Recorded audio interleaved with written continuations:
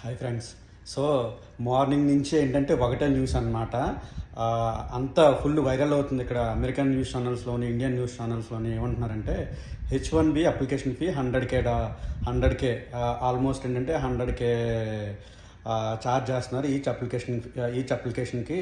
అది కొత్త అప్లికేషన్ కన్నా సరే, లేదు అంటే రెన్యూవల్ కన్నా సరే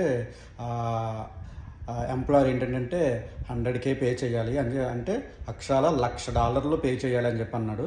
ఒకసారి ఈ వీడియోలో ట్రంప్ ఏం చెప్తున్నాడో ఒకసారి చూద్దాం.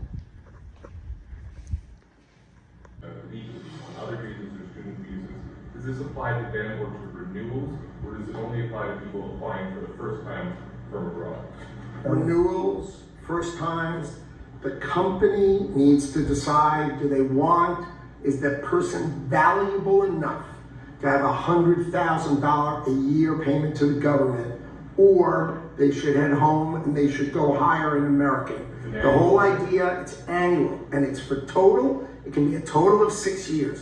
So $100,000 a year, so either the person is very valuable to the company and America, or they're going to depart and the company's going to hire an American, and that's the point of immigration.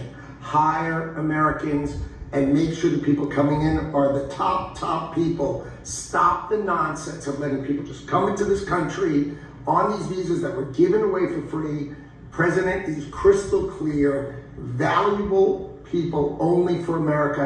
Stop the nonsense. And remember, the country, Fee to America. the country would rather not have to pay $100,000, but and they'd rather, how do you do that? You hire American. So there's an incentive to hire American, but there may be instances where it's better off doing it through expertise or whatever it may be. But they're both unbelievable, whether it's a gold card or anything else that we talked about today, and that includes. చూశారు కదా ఏమంటున్నాడంటే ఆ వీడియోలోని, per each year ఒక employer ఏంటంటే ఎంప్లాయీకి 100K pay చేయాలి అని చెప్పి అంటున్నాడు అనమాట. ఆల్మోస్ట్ 6 years ఉంటుంది కదా H1B. సో ఆల్మోస్ట్ లైక్ 6 yearకి ఏంటంటే 600K అని చెప్పి అంటున్నాడు. లేదు అంటే ఇక్కడే హైర్ అమెరికన్ అని చెప్పి ఇక్కడే హైర్ చేసుకోవాలా, టాప్ రిప్యూటెడ్ కాలేజ్ నుంచి లేకపోతే రిప్యూటెడ్ యూనివర్సిటీ నుంచి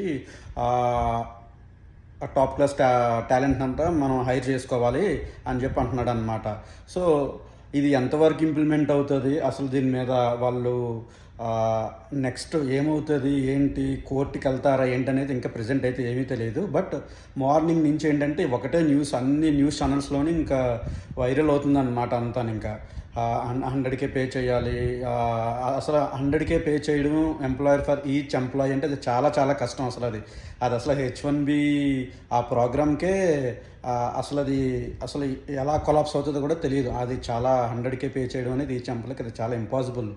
అండ్ వాళ్ళు ఏమంటున్నారు అంటే మోస్ట్ టాలెంటెడ్ పీపుల్ని తెచ్చుకొని వాళ్ళకి అప్లై చేసి ఎంప్లాయర్ అనేవాడు ఎంప్లాయీకి ఎక్కువ ఎక్స్పీరియన్స్ ఉన్న వాళ్ళని లేకపోతే టాలెంటెడ్ పీపుల్ అని చెప్పి అంటున్నాడు కదా. సో అది ఎలా ఇంప్లిమెంట్ అవుతుంది ఏంటనేది ఎవరికి ఇంకేం తెలియదు.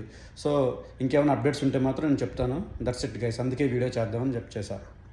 Thanks guys, bye.